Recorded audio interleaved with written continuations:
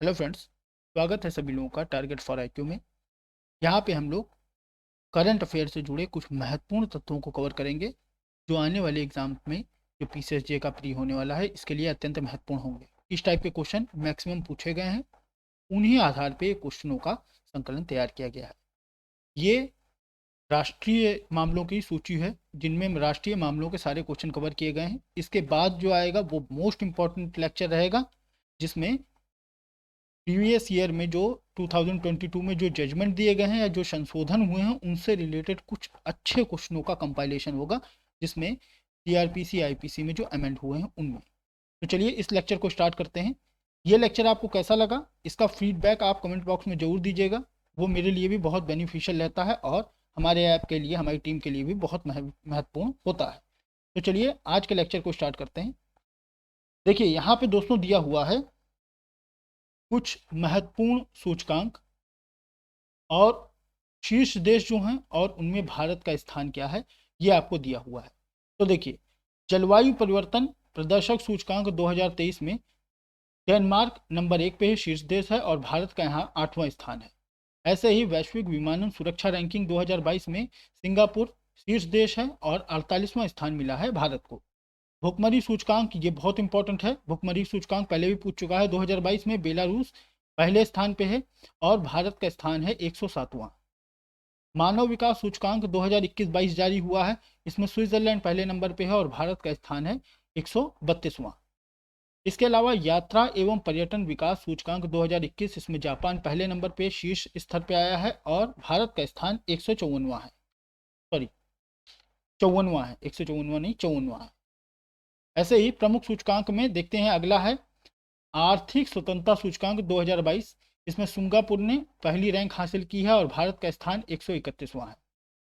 वैश्विक आतंकवाद सूचकांक 2021 ये बहुत इंपॉर्टेंट है, इसमें भारत का स्थान 12वां है और अफगानिस्तान पहले नंबर पे आया है। अंतर्राष्ट्रीय बौद्धिक संपदा सूचकांक 2022, अमेरिका पहले स्थान पे है और भारत का स्थान 43वां है। जलवायु परिवर्तन प्रदर्शक सूचकांक 2022 में डेनमार्क शीर्ष पे है और भारत का स्थान 10वां है। वैश्विक खाद्य सुरक्षा सूचकांक 2022 में फिनलैंड पहले नंबर पे है और भारत का स्थान 68वां है। ऐसे ही IMD विश्व प्रतिस्पर्धा सूचकांक 2022 में डेनमार्क पहले नंबर पे है और भारत का स्थान 33वां है। वैश्विक लैंगिक अंतराल सूचकांक ये भी इंपॉर्टेंट है, इन सबको नोट डाउन भी करते रहिएगा, वैसे आप इसको 2 बार रिवाइज कर लेंगे तो कवर हो जाएगा। लैंगिक अंतराल सूचकांक 2022 में आइसलैंड पहले नंबर पे है और भारत का स्थान है 135वां। ऐसे ही पर्यावरण निष्पादन सूचकांक 2022, इसमें डेनमार्क पहले नंबर पे है और भारत का स्थान 180वां है। वैश्विक शांति सूचकांक, इसमें आइसलैंड पहले नंबर पे है और भारत का स्थान 135वां है। विश्व प्रेस स्वतंत्रता सूचकांक ये भी बहुत इंपॉर्टेंट है, इसमें नॉर्वे पहले नंबर पे है और भारत का स्थान है 150वां। विश्व प्रसन्नता यानी हैप्पीनेस इंडेक्स 2022 में फिनलैंड पहले नंबर पे है और भारत का स्थान 136वां। ग्लोबल फायर पावर इंडेक्स, इसमें USA पहले नंबर पे है और भारत का स्थान 4था है। अब हम लोग कुछ इंपॉर्टेंट क्वेश्चन जो नेशनल अफेयर से रिलेटेड हैं उनको कवर करेंगे। इससे पहले भी एक लेक्चर ऐसा ही आ चुका है। चलिए तो स्टार्ट करते हैं। पहला क्वेश्चन पूछा गया है 17 से 20 अक्टूबर 2022 के मध्य अंतर्राष्ट्रीय सौर गठबंधन की 5वीं सभा ये कहाँ पे आयोजित की गई? तो ये आयोजित की गई है नई दिल्ली में और इसकी अध्यक्षता किसने की थी? केंद्रीय विद्युत नवीन और नवीनीकरण ऊर्जा मंत्री RK सिंह के द्वारा इसकी अध्यक्षता की गई थी। ये इसलिए भी इंपॉर्टेंट है कि इसमें 109 सदस्य टोटल हैं जिन्होंने हस्ताक्षर करके इसको एक अंतर्राष्ट्रीय संगठन बनाया है। इसके अलावा एक इंपॉर्टेंट फैक्ट ये भी है इसमें कि 6 दिसंबर 2017 इसमें ये मुख्यालय बनने वाला, भारत में मुख्यालय बनने वाला अंतर्राष्ट्रीय पहला संगठन है, इसलिए भी ये बहुत इंपॉर्टेंट हो जाता है। अगला क्वेश्चन है 30 सितंबर से 2 अक्टूबर 2022 के मध्य पर्यटन मंत्रालय द्वारा कहाँ पे पर्यटन पर्व 2022 का आयोजन किया गया? पर्यटन पर्व कहाँ पे आयोजित किया गया? तो ये किया गया छत्रपति शिवाजी महाराज वास्तु संग्रहालय मुंबई में। नेक्स्ट क्वेश्चन है 1 अक्टूबर 2022 को राष्ट्रपति द्रौपदी मुर्मू ने स्वच्छ सर्वेक्षण 2022 के परिणामों की घोषणा की। यहाँ से आपको फैक्ट भी मिल जाएंगे। स्वच्छ सर्वेक्षण परिणाम कब मिला है? 1 अक्टूबर 2022 को। किसके द्वारा किया गया है? राष्ट्रपति द्रौपदी मुर्मू को। इसमें किस शहर को लगातार छठे वर्ष भारत का सबसे स्वच्छ शहर और देश का पहला 7 स्टार यानी 7 सितारा कचरा मुक्त शहर घोषित किया गया है? तो ये है इंदौर। 1 अक्टूबर 2022 को इसको द्रौपदी मुर्मू के द्वारा जारी किया गया था और इसमें इंदौर पहले नंबर पे है। दूसरे नंबर पे सूरत है। मैं थोड़ा इंक पेन चेंज कर लेता हूं। अब दूसरे नंबर पे सूरत है। दूसरे नंबर पे सूरत है। तीसरे नंबर पे नवी मुंबई है। और इसके अलावा याद नहीं रखना है, मैं आपको दो और बता दे रहा हूं। चौथे नंबर पे विशाखापट्टनम और पांचवें नंबर पे विजयवाड़ा है। अगला है सितंबर 2022 में भारतीय पुरातत्व सर्वेक्षण ने कहां पर प्राचीन पुरातत्व अवशेषों की खोज की है? यह भी इंपॉर्टेंट क्वेश्चन है। मध्य प्रदेश के बांधवगढ़ वन्य अभयारण्य में इसकी खोज की गई है। किसके द्वारा की गई है? भारतीय पुरातत्व सर्वेक्षण के द्वारा। 24 और 27 सितंबर 2022 के मध्य आयोजित सिम्फोने क्या है? यह बहुत इंपॉर्टेंट क्वेश्चन है। इसमें फैक्ट भी पूछे गए हैं कई बार। पूर्वोत्तर भारत में पर्यटन क्षेत्र को बढ़ावा देने के लिए उत्तर पूर्वी क्षेत्र विकास मंत्रालय द्वारा आयोजित एक वर्चुअल सम्मेलन है जिसको कहे हैं सिम्फोनी। ठीक है, ये भी आप ध्यान रखिएगा। नेक्स्ट क्वेश्चन है 20 सितंबर 2022 को किसने केंद्रीय चमड़ा अनुसंधान संस्थान चेन्नई में चमड़ा क्षेत्र में कौशल विकास के लिए एक स्केल ऐप को लॉन्च किया है? स्केल ऐप को लॉन्च किया है, ये किसने लॉन्च किया है ये आपको बताना है। तो ये केंद्रीय शिक्षा कौशल विकास मंत्री धर्मेंद्र प्रधान के द्वारा इसको लागू किया गया है। अगला है 22 सितंबर 2022 को रजिस्ट्रार जनरल ऑफ इंडिया द्वारा जारी नमूना पंजीकरण प्रणाली सांख्यिकी रिपोर्ट 2020 के अनुसार कुल प्रजनन दर क्या थी? यह भी इंपॉर्टेंट क्वेश्चन है। कुल प्रजनन दर 2% इसमें थी। नेक्स्ट क्वेश्चन है 14 से 16 सितंबर 2022 के मध्य अंतर्राष्ट्रीय सम्मेलन आंगन 2022। अब आंगन का फुल फॉर्म क्या है?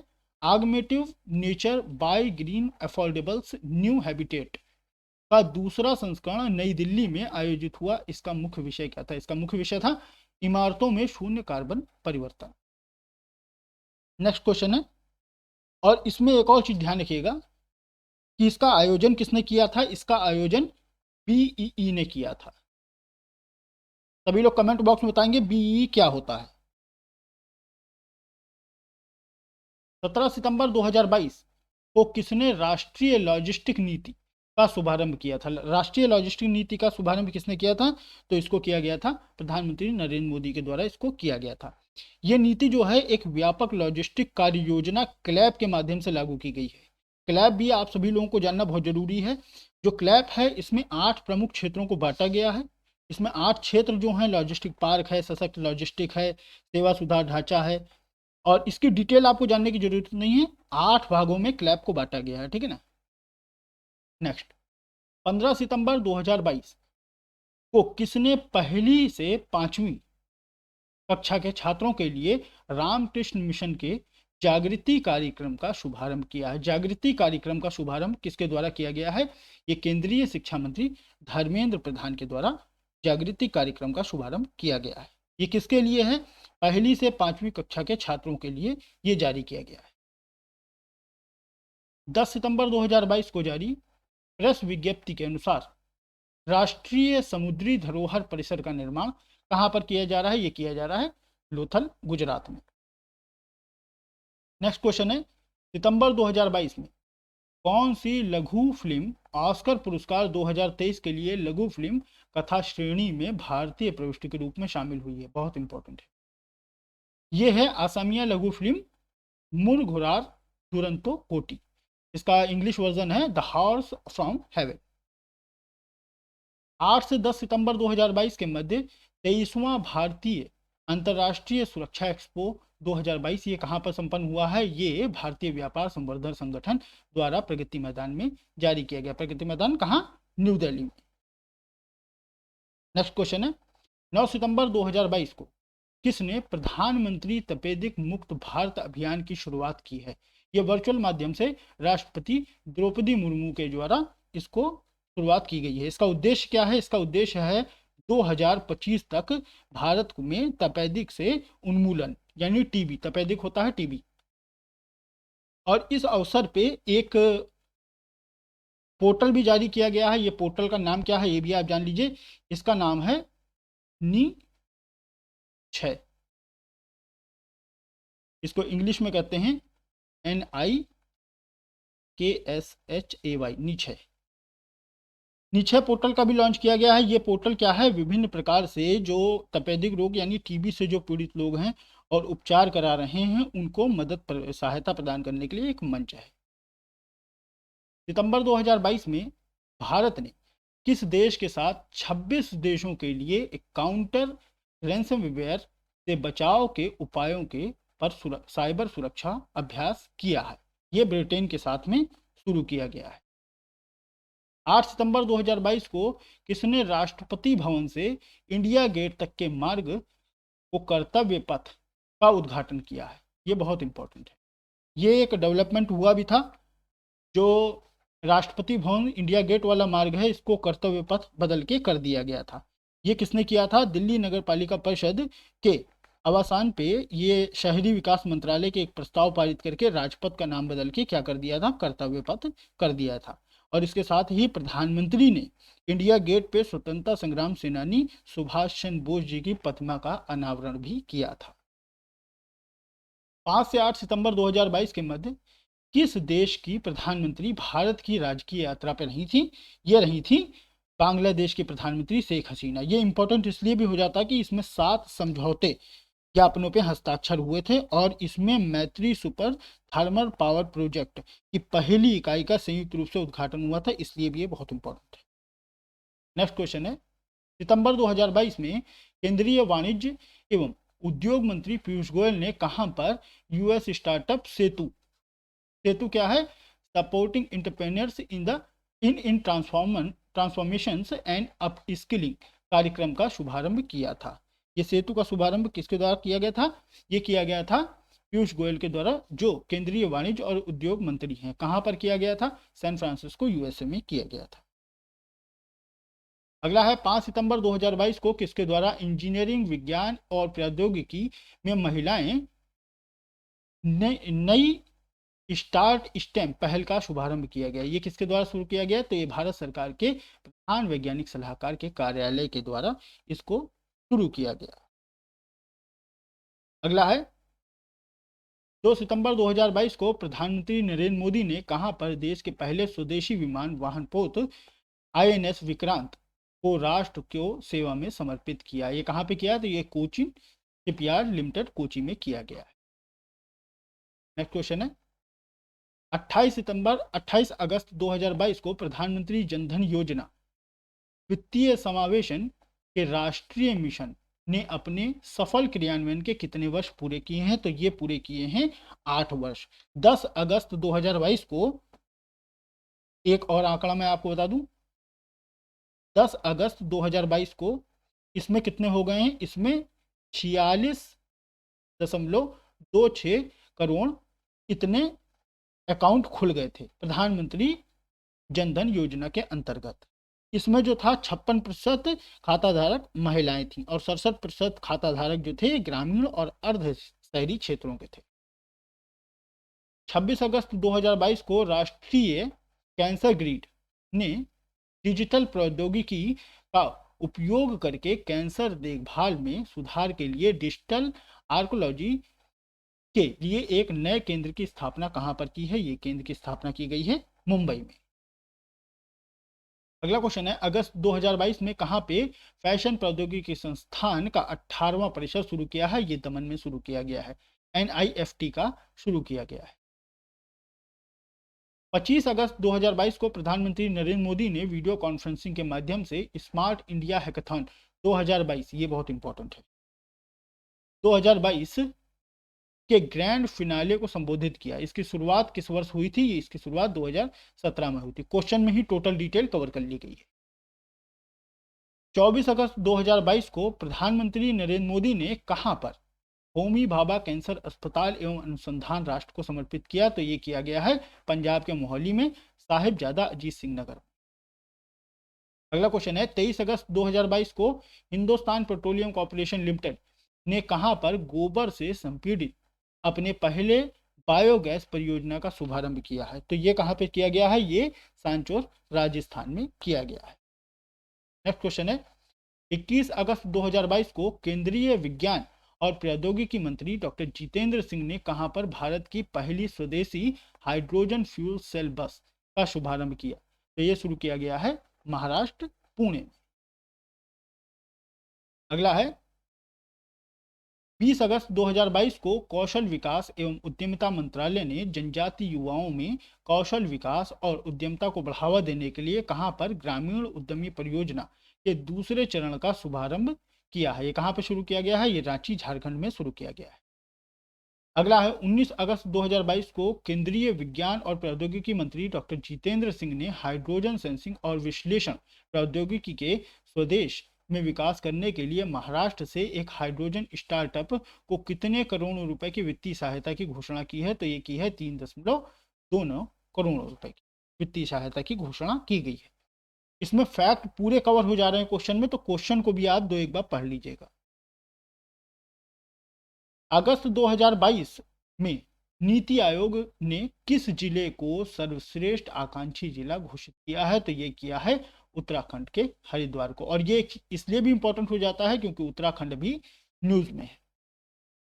अगला क्वेश्चन है 16 अगस्त 2022 को केंद्रीय मंत्री वाणिज्य एवं उद्योग पीयूष गोयल ने कहां पर पब्लिक लैब सिस्टम PSL का उद्घाटन किया है? ये किया है IIT दिल्ली में।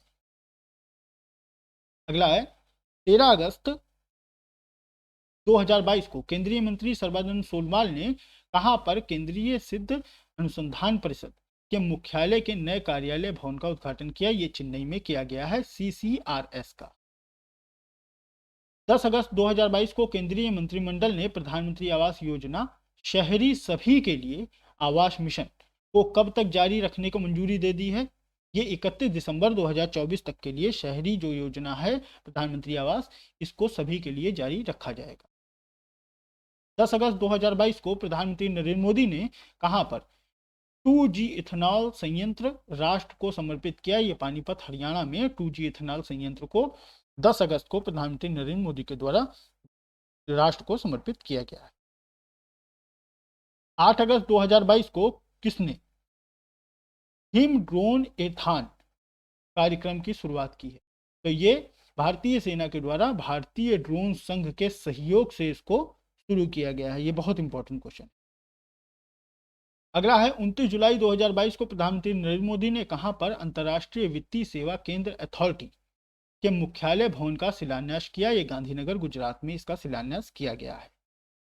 अगला है 21 जुलाई 2022 को नीति आयोग द्वारा जारी भारतीय नवाचार सूचकांक 2021, ये इंपॉर्टेंट है, भारतीय नवाचार सूचकांक 2021 में बड़े राज्यों की श्रेणी में किस राज्य को शीर्ष स्थान प्राप्त हुआ है? तो ये प्राप्त हुआ है कर्नाटक को। 2-3 नवंबर 2022 को 12वें इंडिया गेम 2022 का आयोजन कहां पर किया गया? तो 12वां इंडिया गेम 2022 का आयोजन प्रगति मैदान नई दिल्ली में किया गया। यह जो है एशिया प्रशांत क्षेत्र में रासायनिक और पेट्रोकेमिकल क्षेत्र में सबसे बड़े आयोजनों में से एक है, और इसका जो मुख्य विषय था ये vision 2030 chemicals and petrochemicals built India, इसका थीम था। अगला क्वेश्चन है 3 जुलाई 2022 को किसने VLCC Femina miss India world 2022 का खिताब जीता? तो ये सिनी शेट्टी हैं, कर्नाटक की, इन्होंने जीता है। और जो इसमें देख लीजिए जो उपविजेता रही हैं, ये रही हैं रूबल शेखावत, ये राजस्थान की हैं, और द्वितीय उपविजेता रही हैं शेनाता चौहान, ये उत्तर प्रदेश। अगला क्वेश्चन है 2 जुलाई 2022 को भारत की स्वतंत्रता के 75 वर्ष पूरे होने के क्रम में भारतीय सेना और वायुसेना ने कहां से कहां तक एक अनोखा साइकिलिंग अभियान का शुभारंभ किया? ये दिल्ली से मद्रास है, सॉरी, दिल्ली से द्रास ही है, दिल्ली से द्रास स्थित कारगिल युद्ध स्मारक तक। ये अभियान जो था ये 26 जुलाई 2022 तक चलेगा। ठीक है, 26 जुलाई 2 जुलाई से शुरू होकर 26 जुलाई तक ये चला था। साइकिल दल ने 24 दिन में 1600 किलोमीटर का सफर तय करना था। अगला क्वेश्चन है, जून 2022 में किस मंत्रालय द्वारा नशीले पदार्थों की तस्करी के विरुद्ध 1 माह का अखिल भारतीय अभियान ऑपरेशन नारकोस चलाया था? तो यह ऑपरेशन नारकोस रेल मंत्रालय के द्वारा चलाया गया था। कब चलाया गया था? 2022 में, जून। तो ये हम लोगों के नेशनल अफेयर से रिलेटेड कुछ महत्वपूर्ण क्वेश्चन को यहाँ कवर किया गया है। अगले में हम लोग जो न्याय क्षेत्र में जितने भी डेवलपमेंट हुए हैं उनको करंट को पूरे 2022 के एक ही लेक्चर में कवर कर लेंगे। तो मेरे साथ जुड़ने के लिए सभी लोगों का बहुत बहुत धन्यवाद। इसका फीडबैक जरूर दीजिएगा। मिलते हैं नेक्स्ट लेक्चर में, तब तक के लिए टेक केयर।